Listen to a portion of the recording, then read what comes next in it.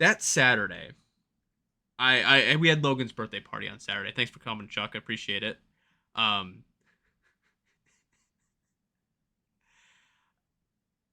I see the game. Uh, It's I gotta tell Natasha we missed Logan's birthday.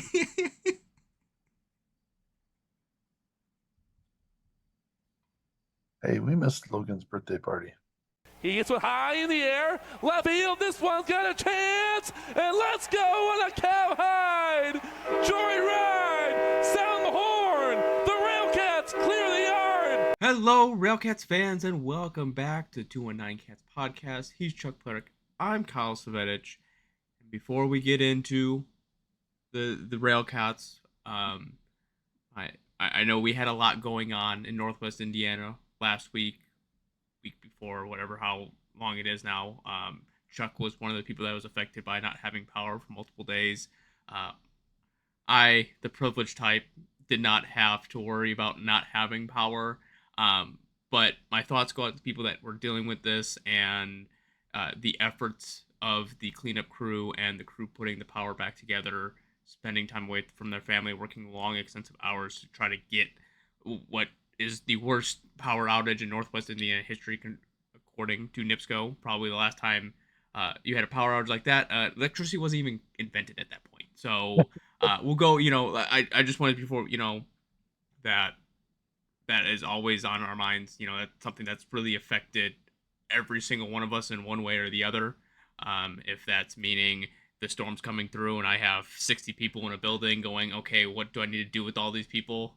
And then to have to get them out of the building safely. Nothing obviously happening to the building, but having to deal with that and the emotion, distress that it may or may not cause.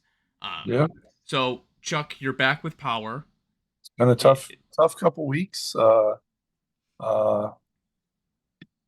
I will say this: I've seen tornadoes do damage, but typically that's on a pretty steady path. I have never seen such widespread damage for such a distance before. Um, after the storm, I hadn't eaten anything yet. I was waiting for Natasha to get back from the bowling alley. She had a meeting, and the storm hits, and so I'm like, "Hey, still, I know we ain't got any power, but I still need to get something to eat." So we drove all the way down to 30 and started going in, and that's when I texted you to say, "Hey, uh, how's the power out there?" And you're like, "Oh, we haven't had power since 11." I'm like, well, I'm not going to keep driving down this way. And we couldn't find anywhere. We ended up going out to Michigan City to eat yeah. and get gas, right? And then we find out that everybody's going to be selling out of gas, and it's just one domino after another of just insanity. And I would have hoped that we would have leadership that would be real leaders when it comes to stuff like this. And I feel like um, all the way across the board, what we found is that we've got leaders that are really good at just taking up space and not necessarily good when there is a disaster or when there is stuff not going very well. And I think that's one of those skills that is kind of lost. I think back a generation ago, 2 generations ago, where you had danger quite often, you had a lot more with leaders that were focused on safety and kind of could disaster recovery type of situations. And I don't think we have that anymore. I think that might be a lost skill. But Well, I mean, not to make this political or running any other besides baseball, you get comfortable. All right, I think that's what we saw. We saw complacency, and it's the this is never going to happen to us situation, right. and it happened.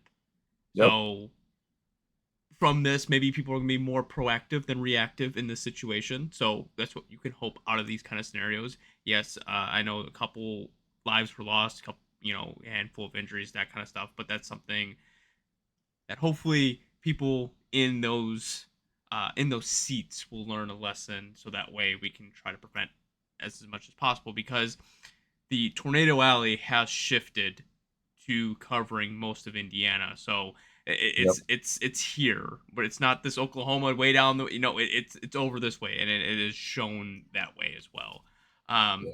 but why are we here, Chuck? We're here for Well, baseball. we are here because we follow a team that is as uh, schizophrenic as the as bipolar as the world that we live in Northwest Indiana. I Uh, so you never know who you're going to get with this team, and we have gotten a personality that I really like as of recent.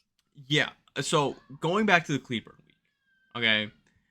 Since we missed the Cleburne week, and this was, I always look forward to the Cleburne weeks, especially when they play 6 straight games, just because it's you see them 6 times, and it's such a big bulk of the season, right? There's 12% of the season that you're playing Cleburne, and I know this year was a little bit different, but you're playing 12% straight 6 games through, so it's a big swing in a shift. Going into it, you're 5.5 games back. You have a bit of a clunker in game one, losing 9-3, and then you show a little bit of offensive prowess in game two, winning 7-1. A very close game, a 4-3 win, a 6-4 win, and then that Saturday hits, and it's a 14-4 loss, and it just deflates it. It's just like you were in a position to put yourself at that point. It would have been, I believe, 3.5 games back, Yeah, something like that. and it felt like it just kind of felt like the RailCats were going that way, that they were going to come out of this series. Okay, they lost game one. The closest that you're going to get is a game and a half back, and you're going to be right there. And then you just then you lose game uh game 6 6-5 on a walk off, Yep. and it's like, okay, you're still 5.5 games back. You need a lot of luck going into the season or the rest of the season, and it really building the Chicago series. And it's really shown the major difference of the RailCats at home and the RailCats away. This I was the agree. first series that I said, okay, you split the series in Cleburne, but it felt like some of the games you were dominant in. Yeah, I would take away the 2 losses that were a bigger number runs against, but it felt like they were able to compete, and it kind of felt like this team is different. They meant to come in as a business trip, but you didn't execute the plan the way you wanted it to be done. I think that the way that Cleburne is playing right now, that they are essentially saying, here, take fourth place. And the RailCats are like, okay. And then they're like, but we don't really want to take it from you. So I feel bad taking it. So here you go. You can have it back. Uh, and that's, I don't know. It's, you have opportunities upon opportunities to pull ahead, and we're not we're not taking them.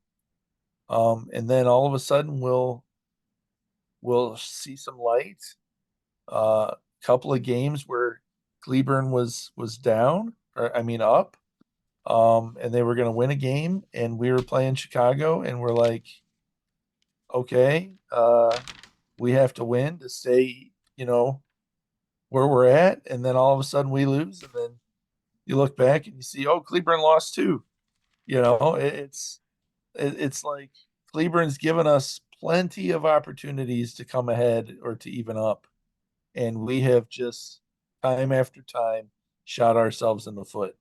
And it so happens that these games that we are losing are games where we have 3 errors, games that we have where we're giving up a bunch of runs, and it's like, come on, guys, Yeah, just hanker down. we'll get. I just want to finish the Cleburne series Yeah. before we go into this guy. Just a couple things.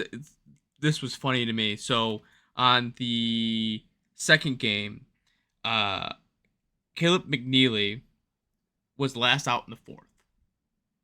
Okay, and Mm-hmm. then he came up to bat in the Uh-huh. fifth. Yep. I meant to look into it, but I forgot to. to me, wouldn't it just made more sense to say, hey, this is out of order and get the automatic out so you didn't have to throw the 6 or 7 pitches it took to strike the guy out? Because if he would have gotten a hit or whatever the case may be, they would have said out of order. I mean, it was Right. up to RailCats to say something.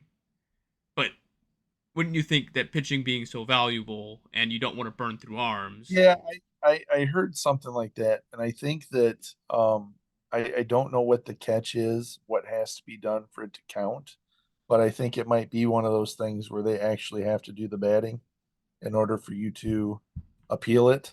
Okay. Yeah, I Uh, and so I believe the commentator, I can't remember who I was listening to, it might have been Andrew Mild, said something along the lines of, if you look at your scorebook, you'll see that he batted before, and this person has one less at bat, and so he's out, but he would have been out anyways if they would have, yeah. would have appealed it or something to that effect. So, uh, yeah, I thought that was pretty interesting. Kind of an odd one there. I was like, I have never seen that. I mean, maybe in Little League, but I have never seen it at that level before. So that was just interesting. I Do you think that he came up and he was like, I don't remember if I batted before? I I I don't I what kills me is we can classify these all as professional baseball players, okay? They've played Absolutely. at high levels. You ground out or you do whatever you do and you put your helmet down, you take your gloves off, you give it to the bat boy or and they bring out stuff you think, I was the last out. Right. You go on the ground, you're like, maybe I can squeak one by him really quick. Let me see if I can just jump in line. And then I'm like, I mean, if I was up to bat, I'm like, dude, what are you doing? Like you Right. were out. Like let me have my Right. chance. So I don't know how that happens. I don't know how the coaching staff lets that happen. I don't really know how the players let that happen. Like it's Yeah. just So here's the thing though, is that I don't like, my understanding was that it wasn't the same guy 2 innings in a row, that it was one guy was up to bat, he finished that inning, and then the next day it was supposed to be somebody else, but instead it was the guy after him that batted. So they skipped a guy, was my understanding of what, without looking at the numbers, it was my understanding that's what it was. He made no. it No, the guy less at bat than he did, and I this is one. I was listening to Brett Aldrich because I think at the time that for the longest time, not until like game 3, I couldn't get the Gary audio because of God knows what reason. Right. Um, Brad was talking about it. He goes, he made the last out and he Okay. stepped up to bat. So like whoever the next person was in line was saying, hey dude, like I'm up next. How do you get that? I think Right. that's the Okay. one of those like how do you let that specific situation happen? You were literally the last out. Now I wouldn't know anything about this because I was trying to get a hold of whoever I could to tell me what the score of the game is. And my text messages, my internet, my everything was not working. I Yes. had somehow zoned off, and when I woke up, I was back in the 1800s. I I'm sitting there and Chuck's texting me, hey, what's the score of the game? I forget what it was. I'm just sending him the score of the game. Dude, are you gonna send me updates? I'm trying. Like it's send it as a text message. I'm like, I don't know if anything. I'm just sending it as a text message. I'm saying iMessage. I have no idea what is going on. So I was like, I got nothing for him. And then So all of a sudden, I get to where there's cell service, and I get all these messages. I'm like, oh, everybody wants to tell me what the score of the game is, but guess what? I already figured it out myself. uh, I think again this week was the Cleveland week was the biggest week of the season. Depend to put it in perspective of how close you could have been getting at the playoff race. Yeah, and and And and there's a little bit add on to that though, is that this very well could be the last time that Gary has to go to Cleveland. it could be. I know we talked about it with the King County, and this is the last time we're going to probably see Cleburne.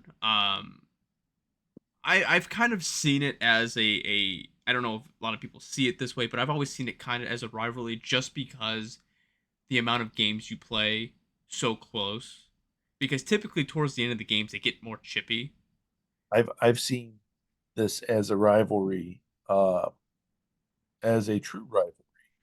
Because if you go back 4 years ago, I believe, um, Cleburne was the last team that we faced, and they're the ones that knocked us out, kept us from making the playoffs. And then the next year it was they played spoiler again, and it was just like, okay, you know, uh, we'll go down there, clear the benches.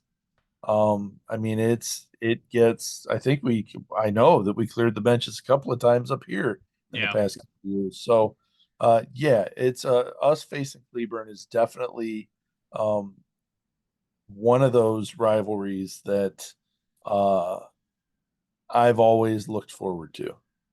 Yeah. Um, you going into Chicago or after Cleveland going to Chicago, you had three scenarios here. You had the bad, the okay, and the good. We landed at the okay, being 5.5 games back. That's where we landed. Right. That's where we're going into it. That's where we landed with 300. So that wasn't worst case scenario. It could have been a lot uglier. But you need a lot of things going your way. Yeah. And that's where it leads us into Chicago. Right. So I it it kills me. I don't know where this offense has been the entire year, but I don't know what it is about Chicago coming to Gary, and maybe they were just salty that they decided we're gonna blow this lead against Cleveland. They're gonna tie it up, and then we're gonna get walked off, and then we're just gonna face Chicago and we're gonna beat them 25-2 in the first game. Yeah. Yeah. The, I, Now, there was a lot going on in that game too. you had a cycle from Kevin Watson Jr. Yep. You had 6 home runs, which we think is the most that the RailCats have hit I in a believe it, game. believe it is. It gets tricky because you look up, you go online, how many RailCats home runs have they gotten in a game, and they don't have it. They pull up like I think 4, and Right. it's from like 2018. So you're like the league. You have to know the numbers. You have to be So I don't know if those numbers exist. But you have to think, if our record home run is 20, Yes. we're not hitting very many per game. No, you're not. You're. I'm not saying And that you're not wrong in that. It is a believable record to be broken. It's just not. It's and not concrete. and if you look at the history, I went through, I believe, 4 or 5 of the American Association media guides, and it was like, most home runs in a game would hover around the 5 to 7 mark. Hmm. So it is like, and it would be one time this team versus this team, 7 home runs. One time this team versus this team, 6 home runs. And so it is one of those feats that doesn't happen very often, No, maybe once a year. And I don't think that Gary was a participant in those. I He might high, have been on the wrong end of it, maybe. I mean, again, highly doubt it. It's just one of those that like you go back and forth and you're trying to figure it out. You don't necessarily know because it's just depending on whatever title is thrown out But we on there. do know that I believe the previous most runs scored by the RailCats was like 24, and we got 25. Yes, it was 24. That was a 24-7 win over Milwaukee on August 12th. I think I remember being at that game, and it was in 2022. The RailCats were down like 7-0 in the first inning, and it just came back and beat the crap out of them. They beat the most RBIs stolen, or RBIs in a game at 20. I don't remember what the previous one. The 6 home runs. You had the 25 runs scored. Kevin Watson Jr. hits for the cycle, and it was funny because Andrew Miley was talking. He goes, he's got hit for the cycle, and it was a 2-0 count, and he's like, yeah, you just might as well swing for the fence with this one. The ball right down the middle of the plate, and that he just takes the right field. I'm like, there's the cycle. And before we get into, I just want to just pause on Kevin Watson Jr. really quick. Yeah. I think you and I both had reservations about Kevin Watson Jr. at the beginning of the year. Yeah, still do.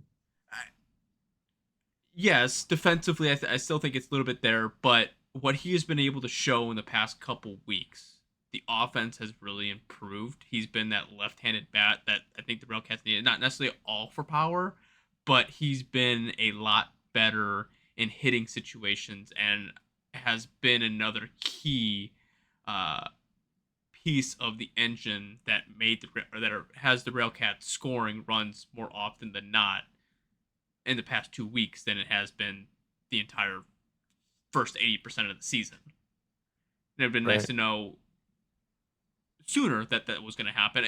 I think it's also a credit a little bit to Jeff Eisman because he could have just packed it in and said, "You're done," and we wouldn't have gotten a cycle. We wouldn't have, you know, argued that he could have been the cardless batter of the week this week. Uh, Right. that Mark Fuller's guess we'll get to, but it's just one of those situations. Just kind of, I was just like, dang, I really wish that, we would have seen this sooner. And I don't, Yeah. I that's the thing though, is that, you know, it makes you wonder. Hitting is definitely contagious, and boy, we got the flu when it came to it, let me tell you. Um, but it's the amazing thing about that is that it didn't just stop at one game. no, I mean, you go on, you win 8-1 in game two, and that one I was expecting. It was a really good pitching matchup with Peyton Long and Anders Diaz. Like I was like, this is going to be a tight game. This is going to be a close game. The Dogs just got absolutely handed the game before. They're going to come around and they're going to figure something out, and it's going to be a close game. I mean, it wasn't the 25 runs, but it was still an 8-1 win. You still had 15 hits to Chicago's 5 hits. Right. I think that was the most impressive part of the first 3 games at the Steel Yard was, and then you have Dana Alvaro's almost no hitter going into the ninth with two That's outs. see, that's what you focus on. My he almost perfect game. Oh yeah, he almost went until the seventh, until that, Seven. yeah, the The wall. walk. Now, I wasn't at that game. You Huh? were at that game, and I can only imagine the words coming out of your mouth because that ball, unfortunately, was a ball about an inch outside. Right. And I can only imagine you screaming from third base or first base side, saying you should just call that a strike. No, no, I actually, so I didn't say much of anything at that point, right? Because I didn't realize what we were dealing with. I didn't have an Andrew Mild chirping in my ear telling me this is what's going on. And apparently since the fourth inning saying that he's pitching Yes, a perfect game, I will right? I So will. Matt sent him a message and said, "Do you have to stop that?" And Well, okay, let's be honest really quick with it. All right, he said it at the fourth at the end. He said Daniel Bell perfect through four. He mentioned again in the fifth. He mentioned again in the sixth. He mentioned during the seventh that, or either early sixth or into the seventh, that Matt did text him to right, quit saying that. And I'm just saying, all of a sudden he all of a gives up sudden, that walk. right. All right, so I get the superstition aspect of it. I understand that, but the way the game was already going, no matter what Andrew was saying, did not affect that situation. So maybe Andrew being quiet. Now he didn't straight up say like, oh, it. He didn't say he's throwing a perfect game. He just said he's perfect through, Yeah. and he 18 up, 18 down, whatever the case may be. Like, So yeah, so he walks the guy, gets the next guy out.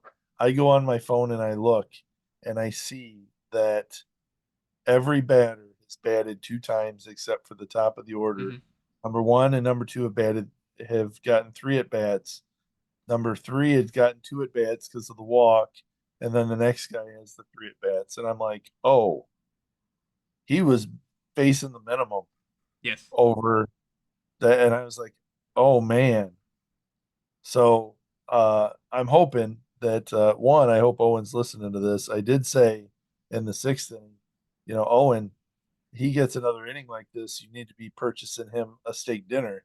And then when he got through that seventh, I was like, I hope you're up in the ante to a steak and lobster dinner because he is pitching a gem right now. And then you get to the bottom of the ninth, or to the two Top, outs. yeah. You're right there, and you have a, a misplayed, over excited pod cool that could have made the play, but because of the situation, I think he was overamped and just fumbled it. I would On a agree. dive. And I know you watched it live, but being able to watch it kind of over and over and over, the ball came off the bat a lot harder, so he took a wider angle at it. The ball kind of died, and not saying that he necessarily misplayed the hop on it, but the hop killed the ball, so that's why he ended up falling forward. You saw the overexcitement in him, and it's gonna happen. I mean, not every day do you see this happening, and Right. it's not saying that it would have been a routine play if he gave up 10 hits, because it was a harder play to make. It would have been different. It was hit right at him, and he's just fumbling the ball. I mean, he still had to cover a decent amount of ground. It just Yeah. sucks that it ended that way. I think that if it were to be any other scenario, he plays that ball and he gets the out. Yeah. I think that it was too much in his head, too amped up, and that happens. Um, and then after the game, in the middle of the night, I get a text message from a previous second baseman who says, "Hey Chuck, I would have had that. Do you care to guess who that was?" Hmm. Let's see. Probably a good friend of yours. May have lived with you. Uh. What up in the stolen base race with Brian Torres Yep, in a God? That's correct. that would be Yeah, I correct. would be correct. And do you think you would have had that? I think that he would. I I said, yes, you would. I think his speed alone would have gotten him there. Yeah, Um, but yeah. I not Well, and then we finish it with another bloop hit to right field. yes, It's then, so your no hitter's been broken up. You got a guy on first. Now nobody's paying attention of what's going on, right?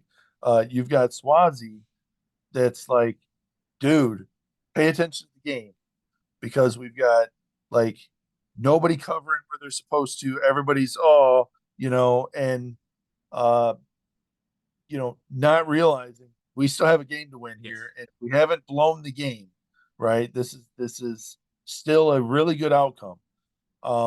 And they wind up trying to go to third on the hit, and we nail them and yeah. get them out. I From what I saw, that actually really made me mad that happened, because you saw, I believe Kevin Watson Jr. was sitting in right field when this happened. I think he was playing right, if I'm not mistaken.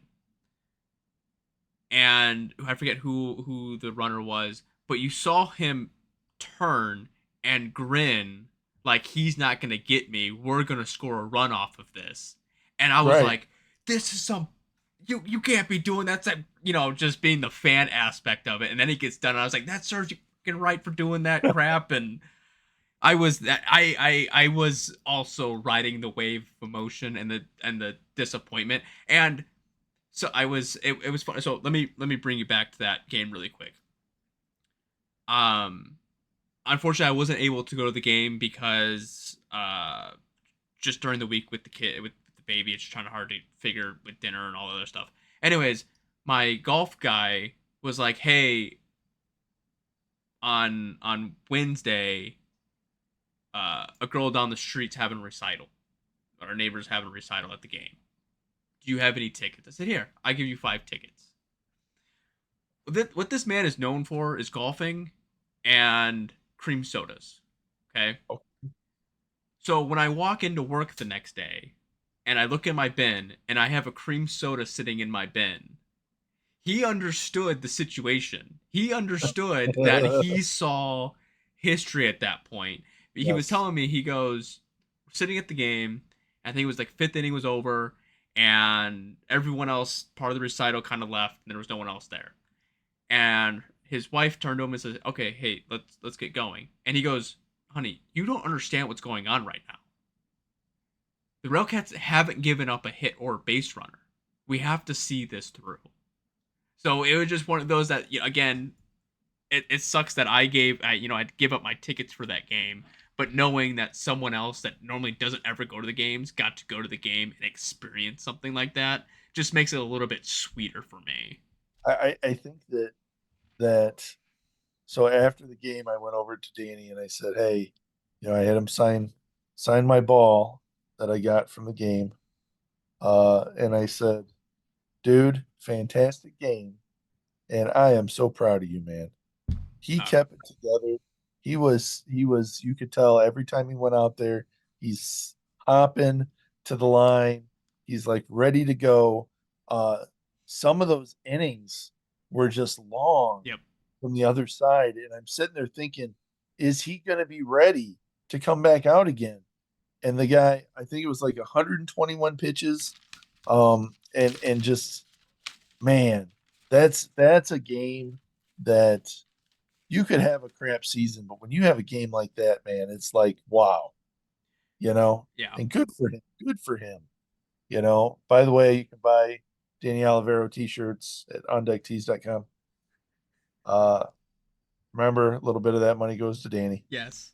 So, Yeah, speaking of those innings, I mean, oh, I thought we were speaking of the t-shirts. well, Anyways, yeah, but you slid it in there. I got it. You slid your t-shirts in there. Yeah, but going into this, that fifth, the Railcats scored the 3 runs, the 2 in the sixth, and 3 in the seventh, and it was just like, it wasn't just like 3 quick runs, 2 quick runs. I mean, they were extensive innings. I mean, the they were Railcats left 15 runners on base. yeah, So they could have gotten a lot more runs out of just the 10 that they did. yeah, But for him to come out and and show keep going. the That mental was and capacity, yeah, still be lights off. I mean, just like boom. It was for him to come out there and be that good inning after inning. It's just, I'm sorry, man, but that guy was the stud of the month.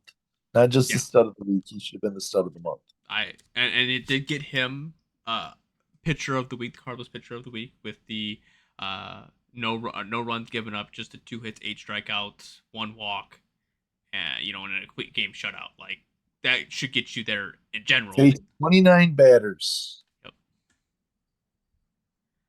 Um, you know, it's funny because you're sitting there, you sweep the Dogs, and think what Milwaukee was playing, or not Milwaukee, Cleveland was playing Lake Country, Right. and I'm like, this should be like easy cake for Lake Country, saying they just, they had a hard fought series with the Railcats. Lake Country, I know they're sitting towards the top. They've already clinched the playoff spot, but it's Lake Country. That anytime they just flip the script and it's gone.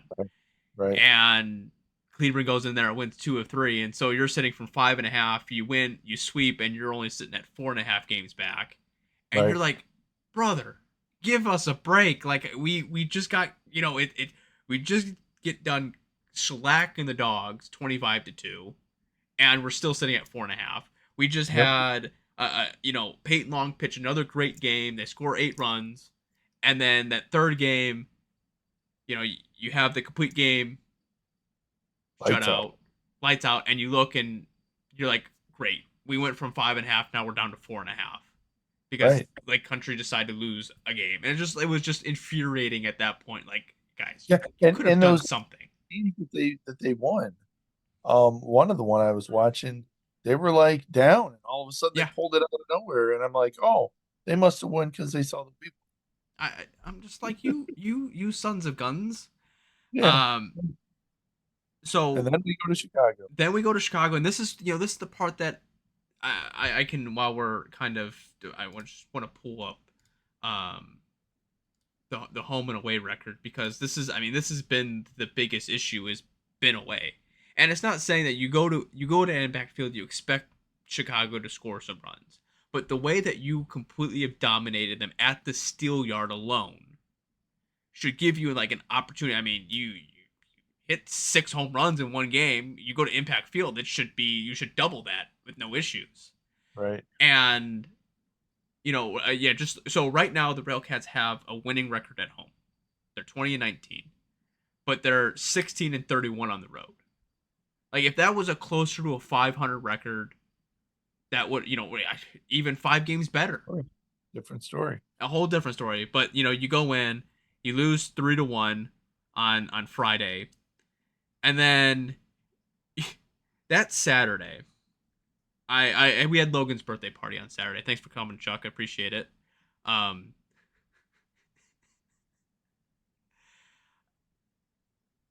see the game. I gotta tell Natasha we missed Logan's birthday.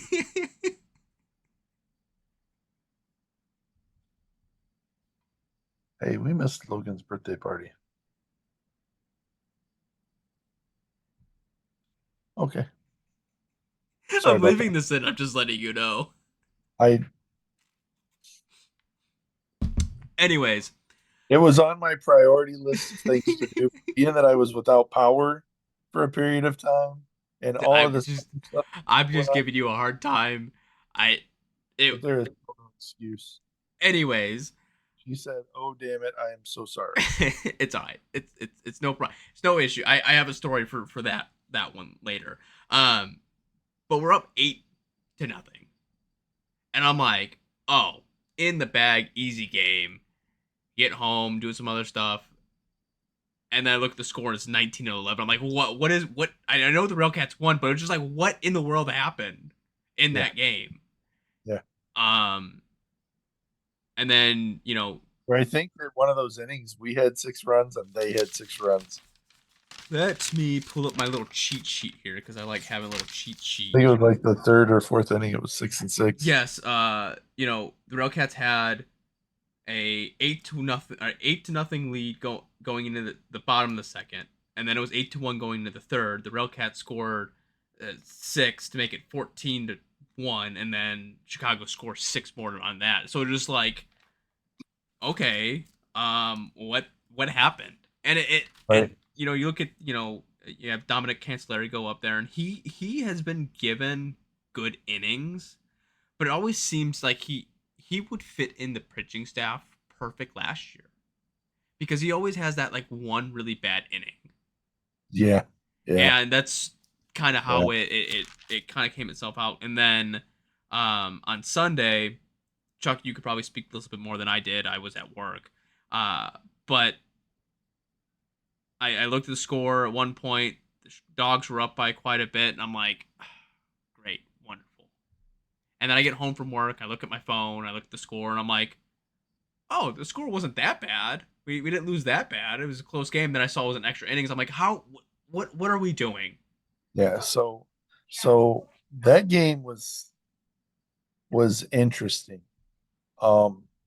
Diaz started that game because he's not going to Cleburne, which is going to screw us in Cleburne. And he gave up, I believe, 5 runs in 6 innings. 2 of them being home runs, I believe. Yes. And it looked like it was going to be a pretty decent game. They ended up pulling ahead by quite a bit. I think it was 8-5. And then we ended up tying it up in the 9th inning. We got one by luck.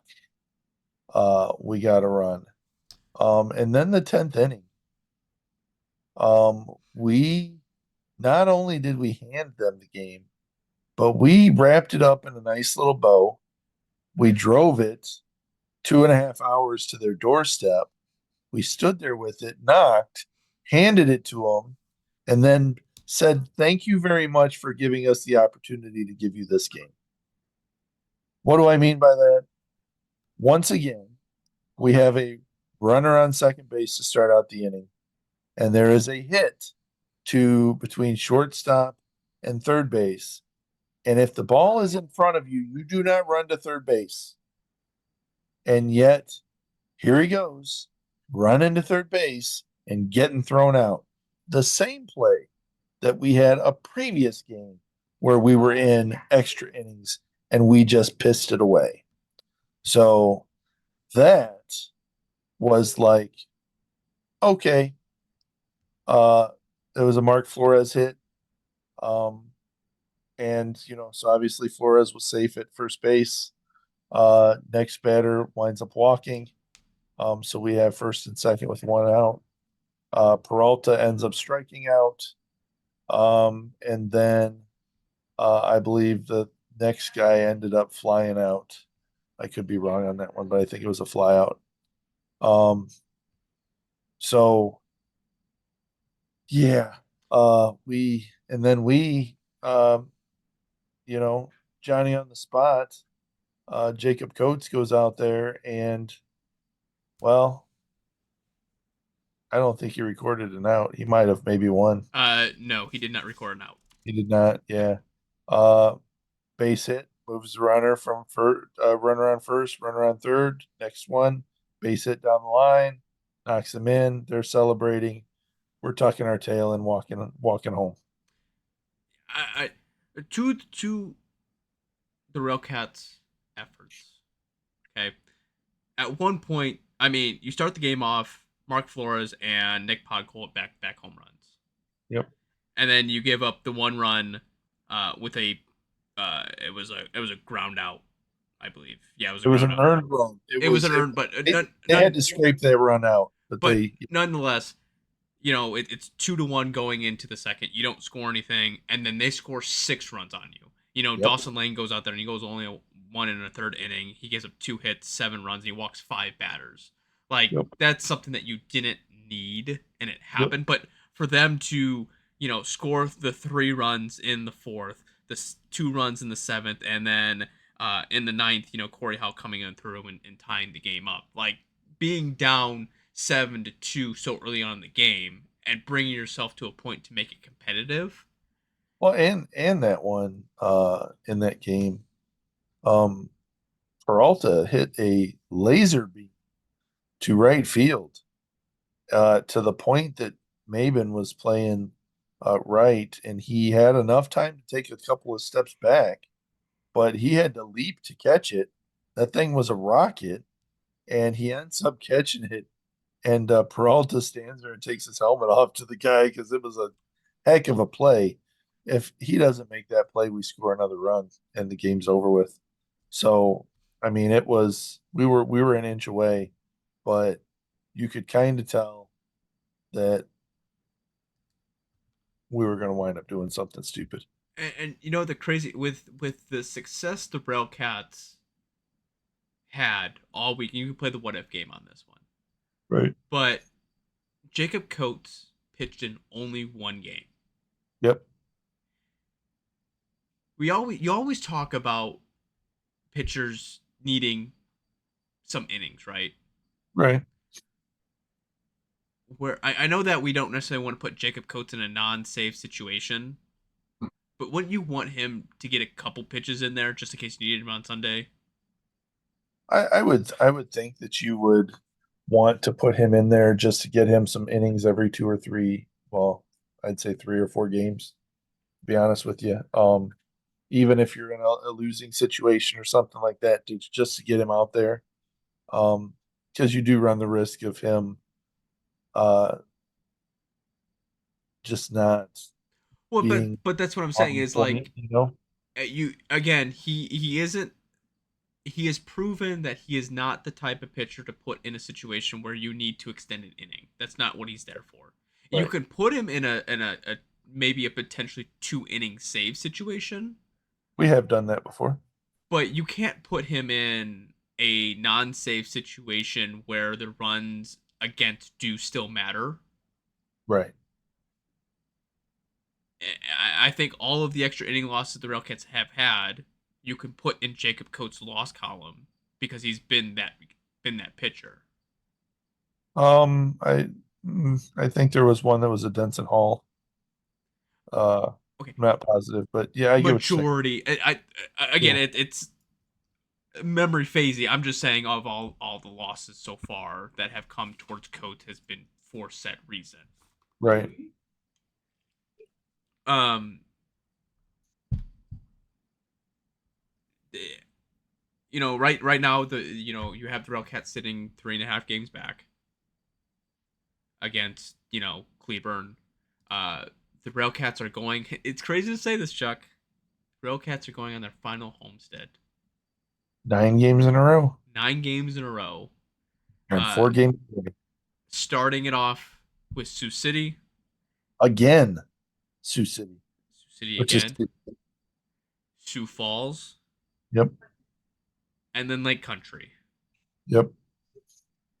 Luckily, we have Chicago after that to wrap up the season. But let's make a little comment about Lake Country, as Lake Country just acquired a former RailCat in the Yes, name of Jake Allgaier. he did. Good for him. He's batting like a 340 in the Pioneer League, and really just killing it. So good for him making it back to the American Association. And it is a shame that he will not be a RailCat, because hitting like that is something that we definitely need. Yeah, I would agree, and it's funny to say that I don't think the RailCats are getting anything from the Ballers anytime soon. No, As he was supposed to be the player to be named later, coming back to the RailCats, correct. for said reason, whatever the case may be. Uh, here's the part that I kind of wish the RailCats were, I don't know, maybe playing Kansas City and maybe Lincoln, or maybe them in Winnipeg, because they basically got the West locked down. Right. No, let's get Sioux Falls and Sioux City in there, who are, a game and a half back of each other, respectively. So yeah, they're going to be competitive. So yeah, but Sioux City, I don't think is really going to be able to pull out much. So it very well could be we take 2 out of 3 of those. The Canaries, we haven't seen them yet this year. Very disappointed that we have to wait till the last part of the season to be able to see Jabari in them. I'm really disappointed in that. But realistically, depending on who's pitching, there's a possibility that they might take 2 out of 3 against us. And then Lake Country, I honestly think Lake Country probably takes the day off. I don't see them as necessarily, doing whatever they can to win. So I think that's kind of what they did against Cleburne. So I think they might be skating in just to save their arms, not tighten up some things on the roster and get ready for the playoffs. And then we're back in Chicago for 4 days. That we are. I just want to run through some of the player, just like stats as far.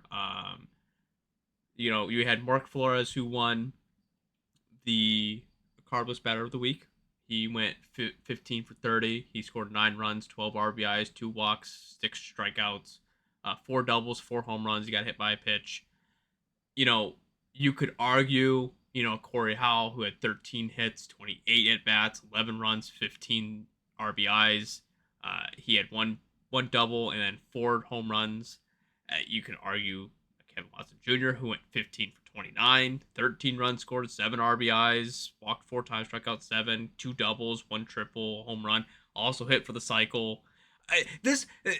Chuck, this week for the RailCats, I don't think they've ever put on a better week in scoring runs, hitting home runs. Really, I mean, they had 16 home runs this week. I sat there when I was at first base, and I told Owen, I said, Owen, we need to keep some bullets in the guns for the next game, buddy. Let's not shoot all our shots right now. Well, that's what I was afraid of in that first game, scoring 25 runs, because we've seen it before where they've scored 16 runs, and the next 2 games are like, One, zero. We're not averaging, right? It's all average, Right, right? No, right. it just then they don't score anything. It's just like Right. no, you need to save something in that point. But most RBIs, most runs scored this week was by Kevin Watson Jr.'s. Most RBIs was 15 with Corey Howell. Uh, you had most of your doubles came from Elvis Peralta and Mark Flores. Home runs was Corey Howell and Mark Flores. I do want to stop real quick on Nick Podkol. He's right He's there. one away from tying Sam Abbott. Is he at 19? He's at 19. Yeah. So we are on another franchise record watch with Nick Podkol. Wouldn't it be nice to have someone from the region being the all-time franchise leader in home runs in a single season? Would be. Would be nice. But I also love me some Sam Abbott. So I listen. I do enjoy me some Sam Abbott. I do agree with that. But the production that Nick Podkol has put out this year, I would take Nick Podkol over Sam Abbott. I if you want to get into the RBI realm, everything else that he's done, he I agree with you from the standpoint of I think that his batting average is better than what Sam's was, and I believe that the all around was better than what Sam's was. So I am not surprised if he winds up taking it 21, 22. um I will not be there on Tuesday, Wednesday, Thursday, and so I will be disappointed if I do not get to see that home run. Um, I was there when Sammy hit his 20th home run. I was not. Ethan actually got the home run ball, and then was asked to give it to the RailCats, as that was uh, the big one. So, which he did. So in retrospect, Chuck here, what should happen is if Nick Podkol does hit that 21 home runs, Ethan needs to go back to the RailCats and say, hey, where's the Sam Abbott ball? It no longer means anything. Ideally. Um, the RailCats scored 90 or 70 runs in the week. Left 56 on base, which is understandable when you blow people out of the water. um, and they only gave up 26 runs. Right. And they only left 33, runners on. It was like what was it, like a 48 run differential or something like that? I'm going to have the stats pulled because I'm just more curious to see what team batting, because the RailCats we're still at the bottom with average, but we're only 12 points back from that portion of it. We're not last in slugging anymore. That can go to Lincoln. Still last in OPS, but they're more respectable numbers, Chuck. Beforehand, they were not respectable numbers. Well, These are more respectable numbers. Here's the thing that I love about this. I can go and I can watch a whole season and get a good feel for how good we are or how bad we are, right? But the fact that you could have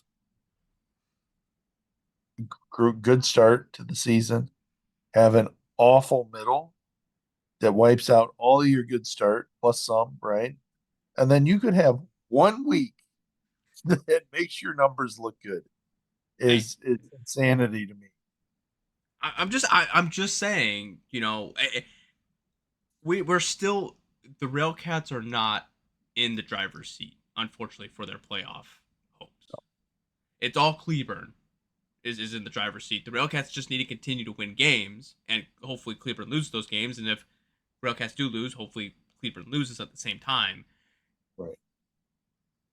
I hope that it's going to come down to September 7th on Labor Day, that the RailCats are hopefully in a playoff spot, just need to win to seal it, or maybe by then they're already celebrating. Because, Chuck, how lovely would it be? What was it?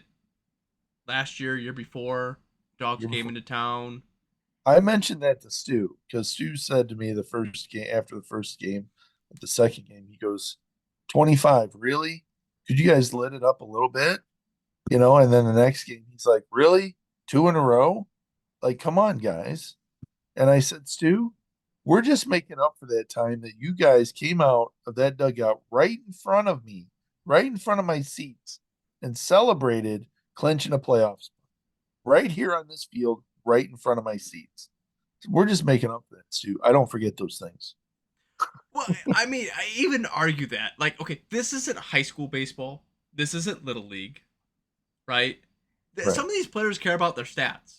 All right, stat padding. I don't care. Now, I can understand like maybe a play that would be a close play at the plate or playing like station to station. But when you Right. throw me a cookie down the middle and I happen to hit it and it happen to goes over the wall, that's not my fault that you threw me a Right. cookie down the middle for me to hit a cycle. Like, that's not my fault that you threw 4 pitches out of the zone to walk 10 people in. Right. Maybe take a look in the that I will Yeah, I I know. will always find that the most annoying thing in the world because Yeah. you're gonna sit there and you're gonna complain about it. Oh, yeah. Well, he wasn't complaining. He Oh, was okay. just, it's normal talking between me and Stu. But Gotcha. uh, Okay. I thought it was one. I didn't realize that you were talking like with him. I thought it was more of a less of like he was sitting in the dugout yelling, across no, the way of like, no, really, you're gonna do no, this again? him talking Oh, and okay. Okay. and it's uh yeah, dude, they clinched on our field and had champagne right in front of my seats. And I said to Brandon, what's going on here? Oh yeah, they clinched the playoff. They're gonna celebrate. I said, no, they Yes. celebrate out those gates there. They don't celebrate here on our field. Well, they paid for it. Yeah, they paid for it for you to wheel it outside. They don't need to celebrate on our field. They can celebrate outside. Well, And then I Chuck. got left. I was like, I'm not being a part of this. Well, Chuck. It could turn around and we could do the same thing. Yeah, I'm not going to hold all my apples in that. I In wouldn't hold that. I'm not. that Yeah, I'm not. Matter of fact, I'm probably not going to put any apples in that basket. Uh, but you know what? It is what it is. We never know what's going to happen. Um, these these guys may have turned over, and you know, I think that the electricity that we're no longer producing in Northwest Indiana all went to the baseball team. okay, so I do have to make this comment. I find it funny and I understand the reasoning behind it and the thought behind the question. But so after the Tuesday's game, Kevin Watson Jr. was named player of the game. Obviously, he has the cycle. Noel asked him, you know, last week Northwest Indiana went through a hard time with the storm and all that. And for you guys to come out and hit all, score all these runs, what would you say to the fans? And Kevin just like, I got nothing for you guys. Like, I'm sorry, like he doesn't have an emotional connection in Northwest Indiana. Like, Right. it would have been different. It was like a Nick Pod Cole or Frank And they weren't Cusack. even here when it happened. And they So weren't even really, here when it happened. So it's just like I understand the question, but he's just like I mean, he answered the question, but it was just you could see it on his face. He's just like, dude, I got nothing for you. I just play I baseball. just play baseball, man. Like I genuinely understand the question, but maybe not the right person to ask. Right. Just No, saying. very important time in Northwest Indiana. We've been distraught. People dying on the streets, have no food, suffocating in their homes because there's trees blocking their doorway. And you come out here and hit for the cycle. What do you got to say for yourself? I have to look up where he lives naturally, but he's like, I don't know, dude. Like, I live in like Georgia, man. Like I don't know anyone that lives here. Like it doesn't affect me at Well, all. sorry about your luck. Maybe you'll have power by the time we come back. Nope.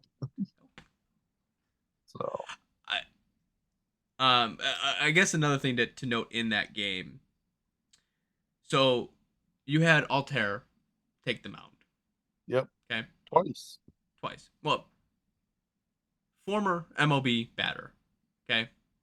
Then all of a sudden on a left field, Zach Plesac takes the Yeah. batter's box, who was a former MLB pitcher, Right. and he gets himself a single and an RBI in his first plate appearance. And there was just a whole lot going on in that game in So general. here's a fun fact that I learned by listening to the Chicago Dogs Oh, cast. okay. And that is the announcer for the Chicago Dogs said, "Hey, I was talking to Andrew Mild, and we've seen Plezak out there a couple of times. Um, and so I asked him, is it in his contract that he's supposed to be a two-way player?" And he goes, "Yes, it actually is in his contract that he's supposed to be a two-way player. Oh,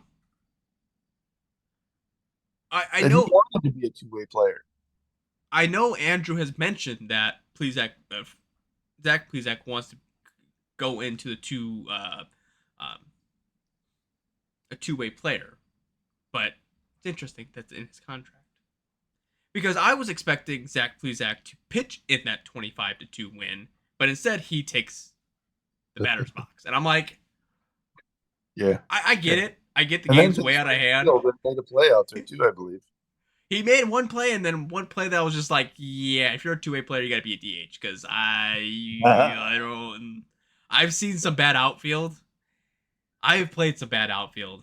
That one was rough. Yeah. Well, hey man, this is we've got 13 games nine, left. nine solid games ahead of us at home. And we're gonna need to win 8 out of those 9. Uh, We and we and hope that Cleburne. we're gonna need some help from Cleveland because I believe what Cleveland faces Chicago. Yeah, 6 for Chicago. 6 to Chicago down in Without Cleveland. Diaz was supposed to pitch the first and the 6th game. So instead he pitched against us and they won. Which I mean, I understand that to a certain extent because I mean that's you're trying to get to the RailCats, but it's not going to happen. I just don't know why you would. I mean, I get you. It's probably a more winnable game to a certain extent, or maybe they're going to a 4-man rotation because they just may not have enough starting pitchers at this point. No, there's something outside of that. We'll talk Okay. about it later. Okay, but still, nonetheless, um, yeah, there's it's gonna be interesting, Chuck. We got 13 games left. It's not gonna be easy. I hope that the dogs take a little bit of the Railcat energy, get down to Cleburne, and smack them around a couple times, and then for the Railcats not to Be smacked around. to squander any opportunities they may have. I'm hopefully I've looked at my work schedule again, but the wife is going out of town from Thursday to Sunday to watch my nieces and nephews. Unfortunately, I have to close on Thursday, so I won't be at that game. But I should be at multiple more games this week than I have in the past. Good. So So you're looking Friday, Saturday, Sunday? I believe Sunday, yes. Good. Saturday, I have to look at my schedule and see what time the game is and how that all transpires out to be. Come on Sunday. Club will play catch. Okay. Well, actually, I'll probably do a half day on Saturday, because I have to go into work tomorrow for 4 hours for training. So I'll be over hours. So I'll just use that to my advantage. I'll have to look at my schedule and see. But yeah, that is the plan for that. So Chuck, do you have anything over the last course of the 2 weeks that I missed before we get into our final out? No. All right. So your final out brought to you by OnDeck Tees. Support the player. Wear the gear. Chuck, what is your final out for this week? Oh man. So my final out is going to be that the American Association is going to have to do something about these umpires. There were multiple bad calls over the past week that I've seen in not just our game but other games, and bad umpires behind the plate. These guys are having to waste pitches trying to figure out where the strike zone's at, not necessarily where it's supposed to be, but where the umpire thinks that it should be. And so I think that ABS is going to wind up coming sooner than later. Is that what you got? What I got. Okay. Mine's not. Pretty bummed out about mine. I know. I just didn't know if you had more to elaborate No. on it. You know, sometimes in your Oh, final and out. Oh, here we well, go. and I do. I There it didn't is. throw this out earlier, but the Railroaders GM was at the Schaumburg game, Hmm. and the same owners that own the Railroaders own Schaumburg. And so I said to him, I said, so it would have been a good time to say, so you guys are moving to the Frontier League? And he said, oh, I actually did say that. And the response was, nothing has been made official yet, but it is the last year of their contract with the American Association. And then it would be an ideal time. And so there you go. Well, it sounds like Mac Association is fumbling the bag a little bit on that one. Very much so. So, again, why the announcement probably came out a little bit sooner than Oh, later. and they also own the Long Island Ducks. Okay. Mm. And the Long Island Ducks have a terrific outfielder by the name of Aaron Tackett, Ah, yes. who just so happens to have been traded to Cleburne Mm. for their last 13 games. So I am going to say this. There is, don't be surprised if there's a lot of collusion going on within baseball. And a team ownership should not own more than one team in the league. You These owners all voted and said it was okay for Rev to own two teams. Well, guess what? You're getting your just desserts on this one. You know the only place you really don't see any collusion at? Huh? You know what? You know a team. You know, an owner that has two teams, one in each different Joe. league, that you haven't seen any kind of collusion at whatsoever. Joe. Joe. So I mean, I don't know how Mississippi's doing this year, so I don't even know if like you could potentially do something like that. Anyways, Not very good. Not very good. but so yeah, I mean, there's a positive, right? Just playing by the rules, I guess. I don't know. So my final out, Chuck, has nothing to do with baseball. Okay. So we had Logan's birthday party on Saturday, which Chuck Didn't go to. probably, you know, I should have. Uncle Chuck, by the way. Yeah, it is Uncle Chuck, by the way. It is Uncle Chuck. Right.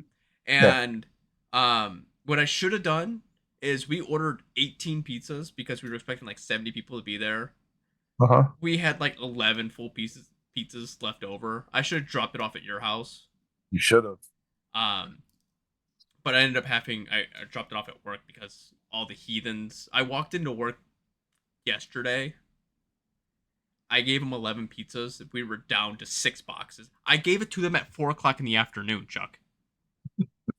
4:00 in the afternoon on a Saturday. And I came in at noon on a Sunday, and that crap was gone. Anyways. Lovely. We were at Valparaiso, which is like a park in Valparaiso, whatever the case may be. Very windy, very stressful because my wife was not having the wind. She was not happy about the wind. But anyways, right off the corner of my eye, I see this guy. He's got like a Dodge Hellcat RC car. This dude is zipping it down the road, flying all over the place. Right. This guy, the road is not like a non-busy street. This is a pretty busy street. Absolutely. I don't know how the guy didn't get this hard hit because, I mean, he was zipping it all over the place. I just want to know, he said he had the car he's been doing RC cars since like he was 6. Right. I have an RC, so Logan got a Spidey car that we can control by a remote control, and then her parents got him a Ford F-150 remote control. I can barely control that thing, and this guy has a car that's the size of like 6 inches, just zooming it all over the place. I was jealous. Right. Chuck, I was jealous of this man. Of that man's control. Of that man's control of an RC car. Yeah. That little kid in me was like, oh, I want to go over there and touch it. Let me tell you that is not an abnormal feeling that you have there, as I have been around people that race RC cars in those really big tracks, Mm. those big dirt tracks and all of that. And my thing is that I cannot drive something without facing forward. Mm. So if the car is going this way, I can't control it, but if it's going this way, I can. And so my controls just don't work. Uh, and I am outrageously jealous of people that can do it the other way. So yeah, I am jealous of little remote control cars. That is my final out. That I get jealous when I see someone flying, especially when it's a drone. They're flying in the air and they're flying all over the place. They're zooming around. I'm like, I hate you guys because I can't do that. I break Why things. can't you do I have what they call dumb fingers, Chuck. My brain tells that? my fingers to do one thing and my fingers do the complete opposite. Right, right, right. So, All right. so yeah, There we go. All that's right. what we got. So, big 13 games left. I know we'll have a podcast before 13 games are over with, but the season is ticking down. It's getting to that point. So, yeah, I'm going to wrap it up there. That's going to wrap it up for this week's edition of 219 Cats podcast, brought to you by OnDeck Tees. Put the player, wear the gear. Chuck, have a good rest of your night, rest of your evening when I watch this. Go Cats. Go Cats. The 0-2. Swing and a miss, strike three. Wrap this one up in green and white.